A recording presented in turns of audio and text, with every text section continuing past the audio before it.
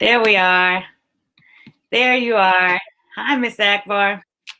Hello, how are you?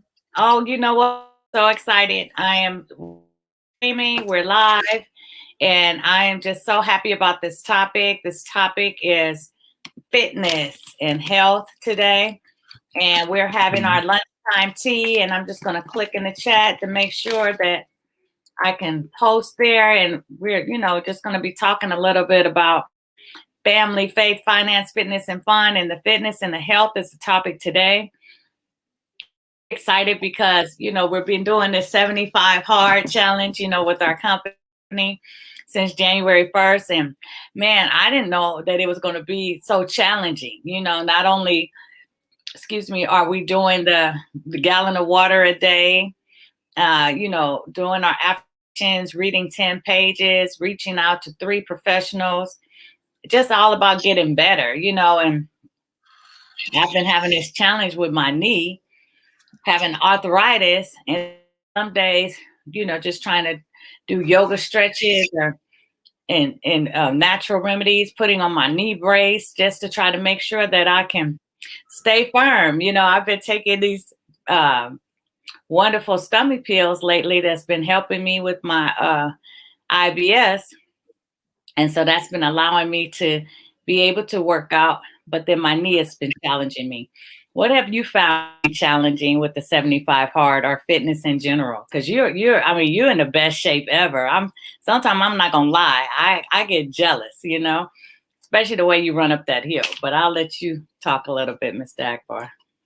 Yeah, I think more that you have a way of bringing out information, with the way that you ask questions, you know, Hmm. uh, elicit conversation. I love that about you. I think that it's all about the mindset.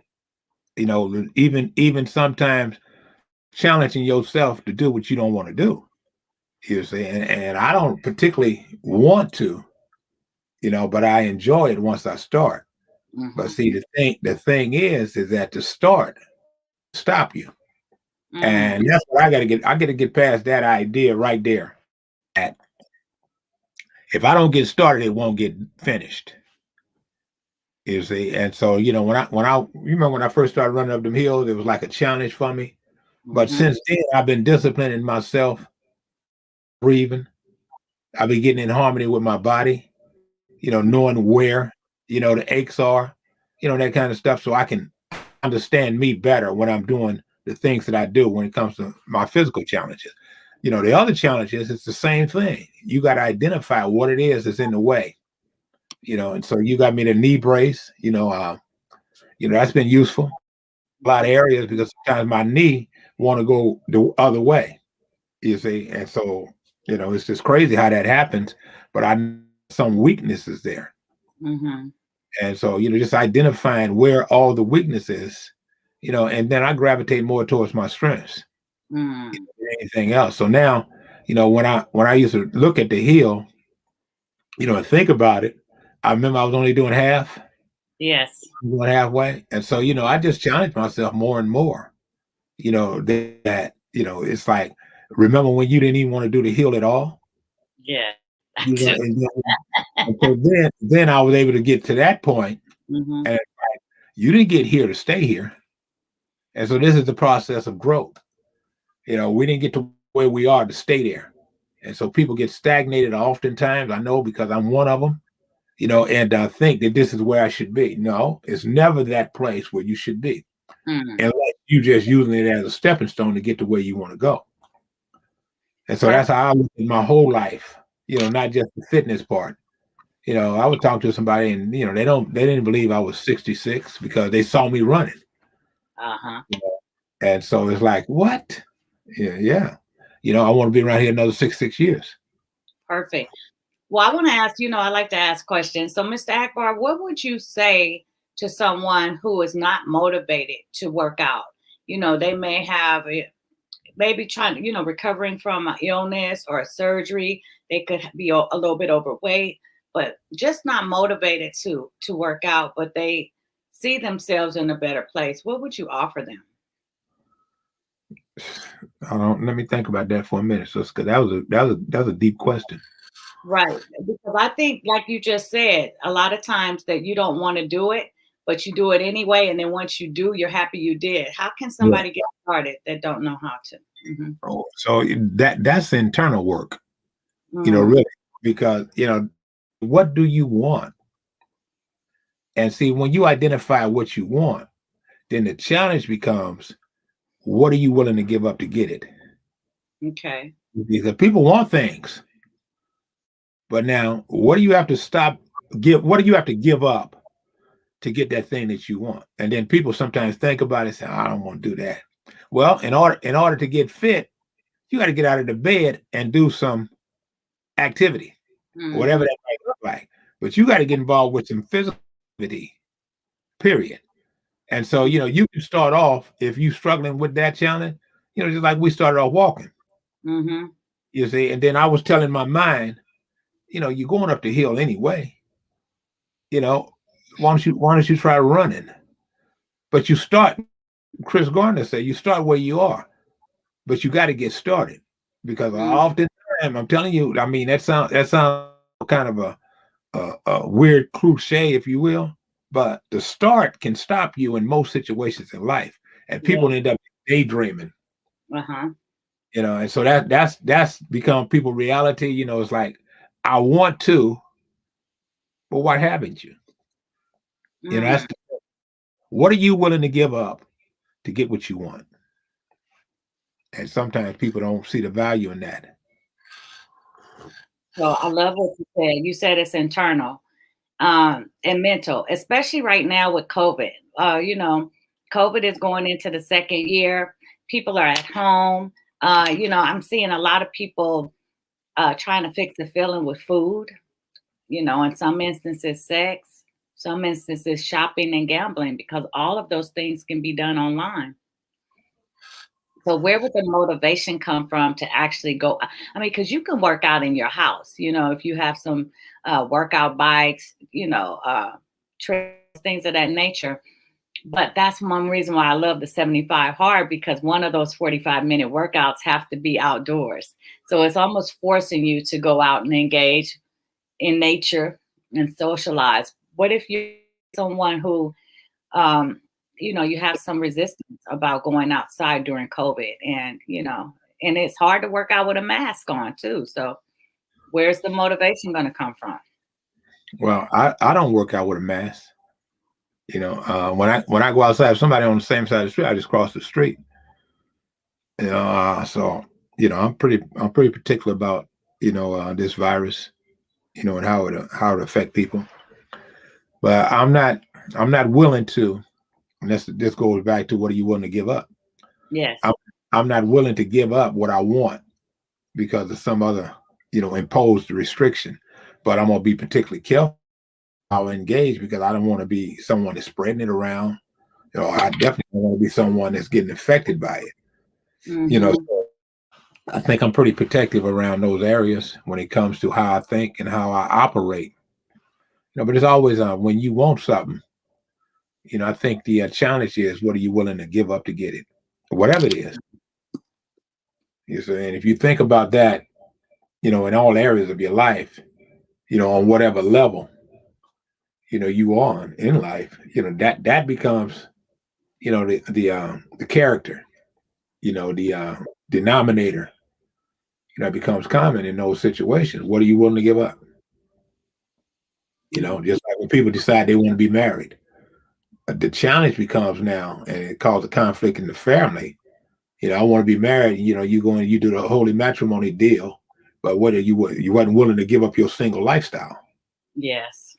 And so, all of that's tied into, what are you willing to give up? Do you want to be married? Do you want to be single? If you want to be married, and it's going to continue to come up, married people tend to hang out with married people. Why? Because single people, they got a single lifestyle. And Yes. and so it's going to be a conflict, Hmm. where a married man and all of his friends are single. And the reason I'm telling you this, because I went through this with my wife. Mm. And What so happened? she let me know, you need to start hanging out with married men. because my single associates, they did things that single people do. And then they was coming with the oh yeah, he got to get home to, they got the ball and chain and all that kind of crazy stuff that goes with insulting married people. Yes. And Mm-hmm. so the reality of it is that, like minds, they operate in the same sphere. Yes. And so you was like, you want to be married or you don't. You want to Mm-hmm. go to the gym or you don't. You it or you don't. You want to You want be to go? You want to go to jail? You want to go home?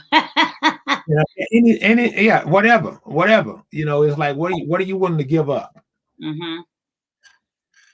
Well, you know what? Thank you for bringing that up because it's about sacrifice. And fitness is definitely a sacrifice because now that you brought that up, it makes me think about what do you think about once someone gets married that now all of a sudden the romance goes out of the bedroom in regards to, fitness has a lot to do with how good you feel about yourself, you know, how you're going to dress up or what you're going to put on because you don't want, this to show or that to show.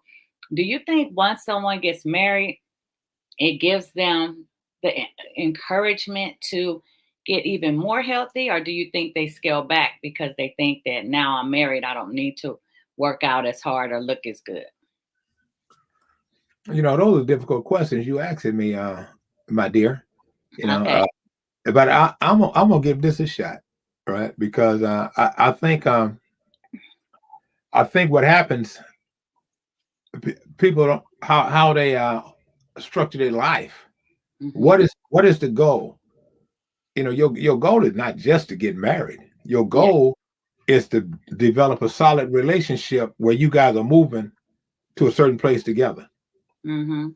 I'm talking about your vision to be together as a married couple. Sometimes when people get married, that's as far as they can see in Yeah. they married. And so there's no goals beyond that.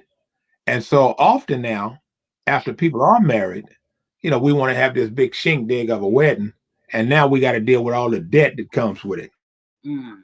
And so for the first year, maybe 2 years, the concentration is not on holy matrimony or romance. It's about these damn bills. I got to pay for that damn wedding. And so the Mm. language now starts to shift behind this blissful moment to these damn bills and that type of stuff. And so, it's like a psychological impact that it has, particularly when people don't see themselves. There's no extended goals. Where you going with this marriage? Why did Mm. you get married? Well, because I wanted to be married. Why? You got to have a reason behind that will take you to the level in your marriage. That's what I believe. And that should be talked about prior to being married, like through the couples counseling, if you will. Um, that just keep bringing up so many things for me. I'm just going to ask you a real hard question. Um, when a man sees his wife declining in beauty and health, physical fitness, what really goes on in the mindset of a man that watches his wife kind of deteriorate with that? And I know you can't speak for all men, because on the second part of that question, I would ask you what would actually make a man start cheating opposed to just really getting with his wife and say, hey, because I never hear a man say, I see you kind of losing yourself. What can I do to help you? I'll see the criticizing or the downing, but not, hey, honey, you in a loving way. You weren't like this when we first got together. Of course, we all age and get older, but what happened? What can I do to support you, or what can I do to help you get back on track? Um, I know that question was kind of all over the place, but you kind of get what I'm talking about. Why do most men not feel the need to say to their wife, "Hey, let me help you get back on track," opposed to not saying anything and then start cheating or something like that? Wow, that's kind of crazy. Yes, talking about a hard question. It is hard. I definitely can't speak for men like that in those arenas, but I will say this is that often we come up in a society where communication is not the strong feature, Mhm. particularly when it's talking about revealing your feelings and Mm. the internal messages. From childhood we got about how we're supposed to feel. Mhm. And a lot of times men haven't been orientated to be able to talk about those intimacies in that arena, Okay. like that, and it's like almost like put it back like it's supposed to be Mm. mentality, and that stuff. But I think when someone generally watching their wife deteriorate, I think it would just be the um the human thing to do to find out how can you help or offer some assistance or something, because I know it should be a sad situation, to experience somebody that's perhaps experiencing Alzheimer's, or they debilitated in some other mental capacity, and you're noticing that taking place and feeling helpless and hopeless and all of those other ideas that goes with that, and so you just don't know how to respond to it. Okay. And I suspect that there's victims and villains everywhere. Mm. And so, they got people that prey on people at their weakest moments, Yes. and so, men tend to talk to other people about intimate things that they won't talk to the person they should be talking to about. And Exactly. if you Wow. carry on, if you carry on an intimate conversation with a different woman that might have an attraction to you, well, what's generally going to happen? She gonna give you a shoulder to lean on to comfort you. Mhm. So that kind of stuff. So, if you set yourself into those situations, then you be trying to figure out what really happened in those moments. So, it's best to just identify what it is that you want to say, that don't know how to say it, and then don't let the start stop you. Okay. Start figuring out the best way to communicate that message to the one that should be hearing it. Yes. That's it. But I don't know. Other than that, I don't know. Well, I just want to, welcome anyone who's tuning in. This is our 12:30 Pacific Standard Time lunchtime tea conversation. Level up with the Akbars. And we bring some of those topics. We're bringing them to the table because we really want to make sure that we're talking about these things and communicating.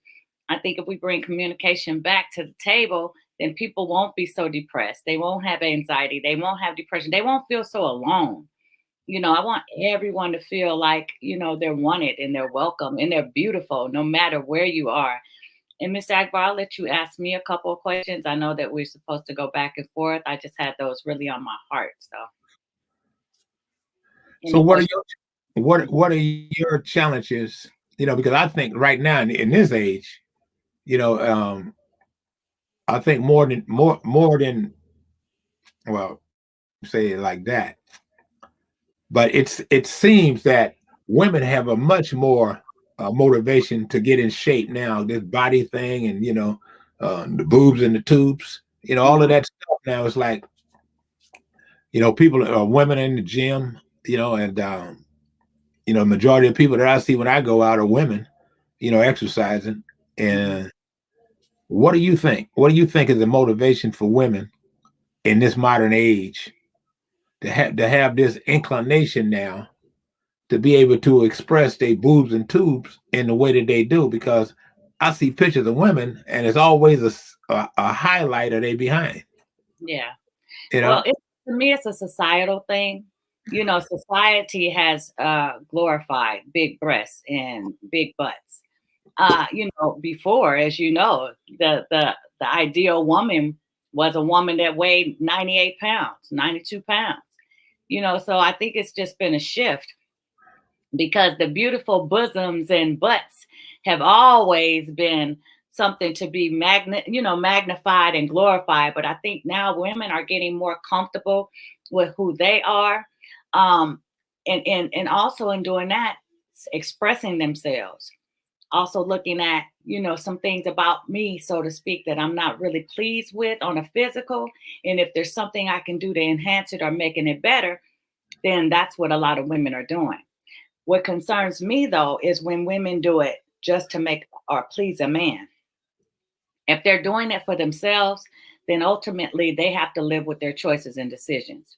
But if they're doing something like, breast implants or a butt enhancement for a man, and then now they're not with that man anymore, my thing would be just to say to them, really do your research, because a lot of times you don't see the downsides of these type of surgeries. And like Kay Michelle is one that's talked about how she wished she never got these butt injections, that she's had to have several surgeries to remove them. They were really creating toxicity in her body. And so I know when you Google it, there's so many stories like that. So back to what your was, I think women are doing it more so because they're really feeling independent. They're feeling like this is something I always wanted to do, but it wasn't looked on favorably. But now that everybody's doing it, I'm going to go ahead and do it as well, because there's no stigma really behind it. All I would say is just be aware of why you're doing something. Pray, get one-on-one with you and your spiritual connection, your higher power, and really discern why you're doing it. Therefore, whatever the consequences of for doing it, you're able to sit with those and be okay with your choices and decisions. So, um, and then of course the female body is beautiful. The male body is beautiful. So now it's just a lot more room for expression today. It's not so rigid.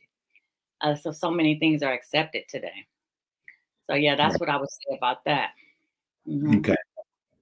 All right. Any And so now just thinking about that, yeah, and how this whole thing is perpetuated around sexuality Mhm. in society, and what is it now that the psychology behind the promotion of the big booty? Because I look at pictures on Facebook. I see people that I know, and they always want to silhouette their booty. I know, Why? yeah. Well, What is that? sex sells, and the industry has promoted it so much. So I mean, everybody leads with their butt now. I think a lot of times people don't want to really do what it takes to get intimate, get one-on-one with these conversations, because to get vulnerable, to actually, take the mask off, to actually sit down with someone and say, hey, these are some of my challenges. These are some of my flaws. These are some defects. Opposed to accentuating those, they don't even want the other person to know about them. See, everybody's trying to look perfect, like they don't have anything wrong with them. So many people are trying to avoid the conversations about what they feel like they would want to improve. So it's a lot more easier for me to stick my butt out and for you to go, "Ooh, you got a big old butt." Because see, now that's going to bring up my confidence, my self confidence. Whereas if I open my mouth and really tell you who I am, who I've been, where I've been, will you still want to be on this journey with me? But if you just already recognizing my butt and that's all that really is my ticket, then guess what? Enough said. Here go my big old butt. So unfortunately, if type of relationship you're looking to build, of course, be expected of the consequences that's going to follow. Because see, the butt gets funky after a while, right? And also, it loses its luster once you share the butt and everybody sees the butt. Now, all of a sudden, what else you got besides this funky butt, right? And then if there's nothing else to go with it, back to the drawing board. So you might be able to get away with that, but for the record, I just wanted to be known, ladies, I did not refer to your butt as funky. Well, I'm not talking about that. I'm just saying, in general, because all of that plays out. I mean, it's only so long, the butt is going to be attracted. I can only watch you twerk for so long before I turn, you know what I'm saying? It's true. Now, And, if you, and I hear you. I hear what you're saying 100%. I just yeah, thought it as a woman, right? So just like some of the topics, it's still shaky ground to ask a woman how much you weigh. And wait, so, with me now, it's not an issue for me. mhm, I used to weigh 193. Now that since I've been doing this, I'm at 187, 186, and fluctuates, and I thought my natural weight was like 194, but come mhm, to find out, when I started losing some of the belly fat, yeah, you know, hey, I guess I am about 185. You right, see, when I just bulk it out, and remove some of the fat and make it just lean, you yes, know, and get that boulder from in front of me, and get Yeah. back down to 6 pack, I don't need to go any further, do Well, I was gonna say let it hang. I? You don't Yeah, get me so started. You know me, I'm very boisterous. But go but ahead. so I'm thinking, well, let me see before I start rambling. Is that my point? What I want to get around to was, am I conditioning myself to be healthier because I want to live longer, Yes, or is it for some other motive? yes. And And so yeah, go ahead. I'm sorry. and so being true to yourself, like you were talking about, really, that's what you were saying. The essence of your authentic self. Why are you doing this? Yes, yes, And so yes, I can take back to the marriage. Why are you getting married? yes, It takes back to every situation, conversation. Why? And it's like, what are you going to give up? yes, yes. And And as so long as you're clear, right?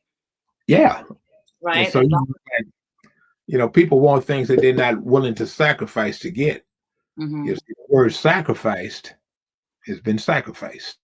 hmm Everybody just want to get it. Put it in the microwave. Yeah. You see? And when you come up with a plan, you forget about that seed is planted at a certain time. It don't begin to grow until the change. Yes. And so, it's like, what happened to the psychology around our plans? We hmm plant them and then we nurture them, right? And then we wait on the seasonal change, to happen in order for them to really mature. If a plan don't work pretty quick, chuck that one and get another one. So we ramble around a lot in life, hmm altering our plans as soon as we have misinformation that is not successful. It Correct. takes time. It takes time to build. I put it out on my Instagram. Instagram. Yeah, Instagram, about a baby walking before Mm. they're able to walk. What if they gave up and say this ain't gonna work Right, when they right. when they fell down a few times?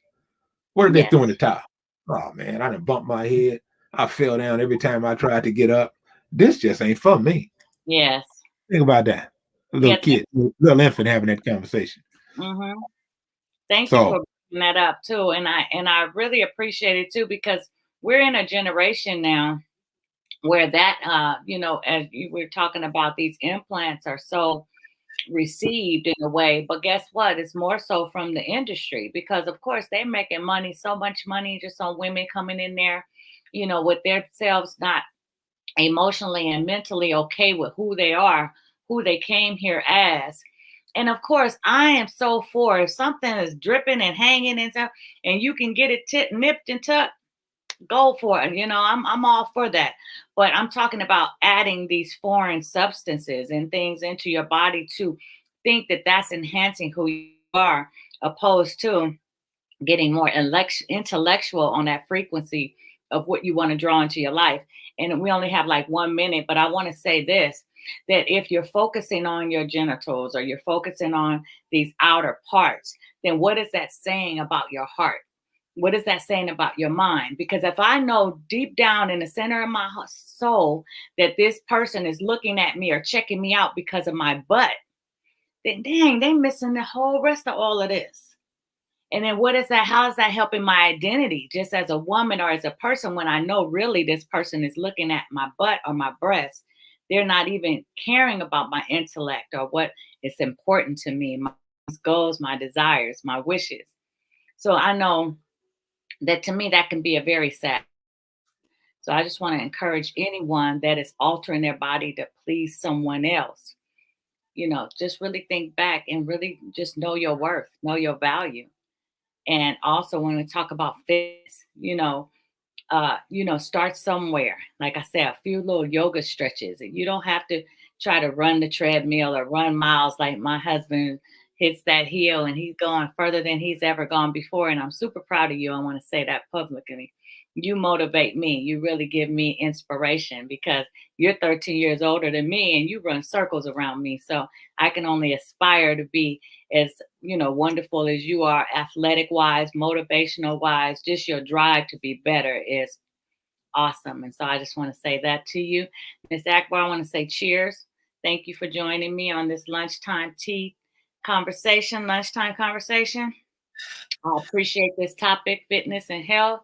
It is now 30 minutes past. Do you want to end with any parting words? Well, yeah. Take care of yourselves, and know if you want something, you got to give up something. That's the Ooh, way it happens in the universe. Give and take, give and take. Just can't yeah. keep giving, just can't keep taking. As a kid, just can't keep exhaling. You got to Ooh, inhale. Just can't keep inhaling. You got to exhale. So wow. that's how life operates. Ebb and flow, ebb and flow, ebb and Mhm. flow. And we can even say rock and roll. Yeah. And I But just want to say, ask for help, right? yeah, yeah, absolutely. You were Yeah. gonna say what? No, I was just in my wry sense of humor sometimes. I was gonna add a little something with the rock and roll. Okay. Yeah. Time to go. All right, time to go. Well, this is going to conclude our lunchtime Wednesday tea time talk, and I will see you all next time. And the next topic is finance, faith, family, finance, fitness. Oh, we're gonna be talking about fun next Real. Wednesday. I can do that. We love to have fun. Okay. Have a wonderful day. Bye bye. Peace and blessings.